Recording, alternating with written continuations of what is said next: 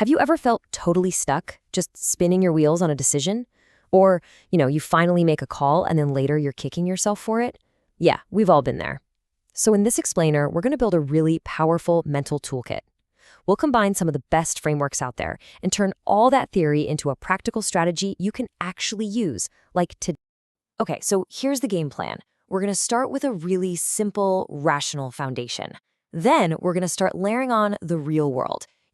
How to figure out what kind of problem you're even facing, how to pick the right leadership style for the moment, and how to spot dangerous group dynamics.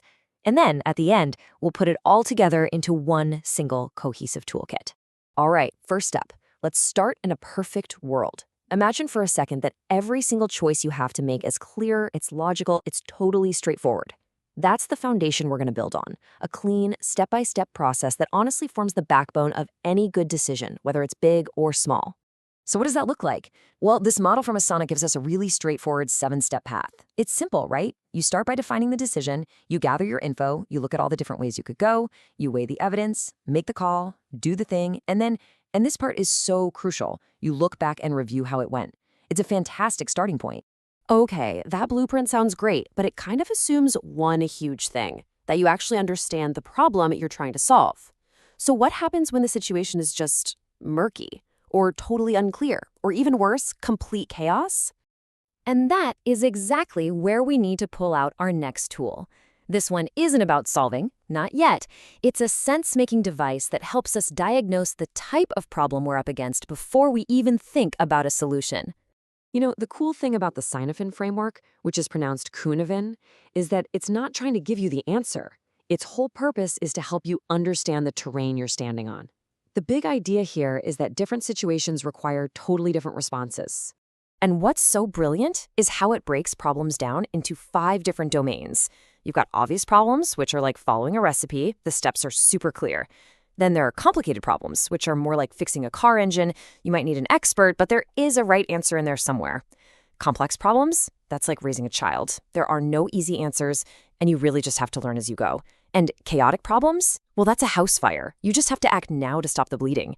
And that space in the middle, disorder, that's the real danger zone, where you don't even know which of the other 4 you're in.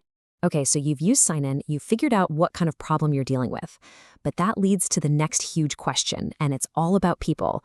Who needs to be in the room for this? Do you make the call all by yourself, or do you need to bring in the team? And that question leads us directly to our next framework, because your leadership style has to adapt to the situation you've just diagnosed.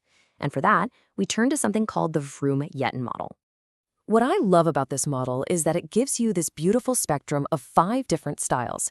It runs all the way from a purely autocratic style, where you decide completely on your own, to a fully collaborative group style, where your job is just to facilitate a consensus. See, this isn't about being a democratic leader or an autocratic one. It's about being an effective leader who knows how to adapt their style. So far, we've been talking about making decisions about the future, but what happens when you need to understand something that already went wrong?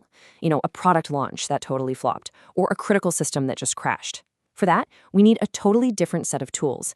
Think of them as forensic tools, to dig down and find the real root cause. And that's the whole point of root cause analysis, or RCA. You have to look past the thing that's right in front of your face. You're not just there to patch the leak. Your job is to figure out why the pipe burst in the first place. One of the simplest, and honestly one of the most powerful RCA tools, is the 5 Whys, which was developed over at Toyota. All you do is keep asking why to trace that chain of cause and effect all the way back to its origin.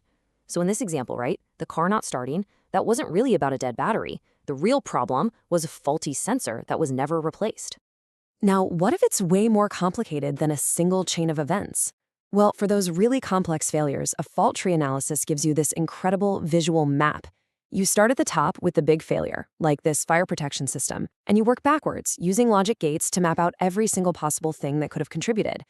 It's a fantastic way to see how a bunch of small, maybe even unrelated issues can cascade into one giant disaster. And here's another great visual tool for you.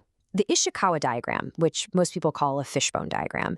This thing is perfect for helping teams brainstorm a whole wide range of potential causes because it organizes them into these neat categories like personnel, methods, machines, and so on. It makes sure you're not getting tunnel vision when you're hunting for that root cause. Okay, we've got our process tools, we've got our analysis tools, but now we have to talk about the human element. because this is where everything can go sideways fast. Whenever you bring people together to make a decision, you run the risk of falling into a really powerful psychological trap that can derail even the smartest groups. And that trap is called groupthink. It's what happens when keeping everyone happy and reaching a consensus becomes more important than actually reaching the right decision. It's that subtle, or sometimes not so subtle, pressure to just agree, even when your gut is screaming that something is wrong. I mean, just look at the difference here. The contrast between a healthy debate and groupthink is just night and day. A healthy team wants people to disagree. They welcome outside views. But a team that's caught in groupthink, they silence anyone who pushes back, they start to rationalize their own bad decisions, and they create this dangerous illusion that everyone is on board. Just being able to spot these symptoms is the first huge step to avoiding the trap. All right, so how in the world do we put all of this together? It's time to assemble our complete decision-making toolkit. We're going to synthesize all of these frameworks into one cohesive, adaptive strategy. Step 1, and you always start here. You sense the problem. Use the Synaven framework to figure out what you're dealing with. Is it obvious, complicated, complex, or pure chaos? This initial diagnosis is absolutely the most important step you'll take. Now, once you've done that, step 2 is to choose your style. And what you figured out in step 1 tells you exactly what to do here. You use the Vroom-Yetten model to decide who needs to be involved. A complicated problem might just need a quick expert consult, while a truly complex one is going to demand a full collaborative team approach. And with all that essential groundwork laid, your problem diagnosed, your team approach set, now you're ready to follow the blueprint. You can finally pull out that clear, rational 7-step process we started with. It becomes your reliable roadmap, making sure you cover all your bases, from gathering info all the way to reviewing the final outcome. And finally, this is the shield. This protects the entire process. Throughout every single step, you have to stay vigilant and avoid the trap. You need to actively encourage people to disagree, to challenge assumptions, to listen to outside views. You have to constantly be on the lookout for that silent but deadly trap of groupthink. So what you have now, it's more than just a set of frameworks or a checklist. It's a completely new way of thinking about decisions. By learning to sense the nature of your problems, adapt your leadership style, follow a clear process, and always watch out for groupthink, you can make dramatically better choices, big and small. So the only question left is, which decision are you going to improve first?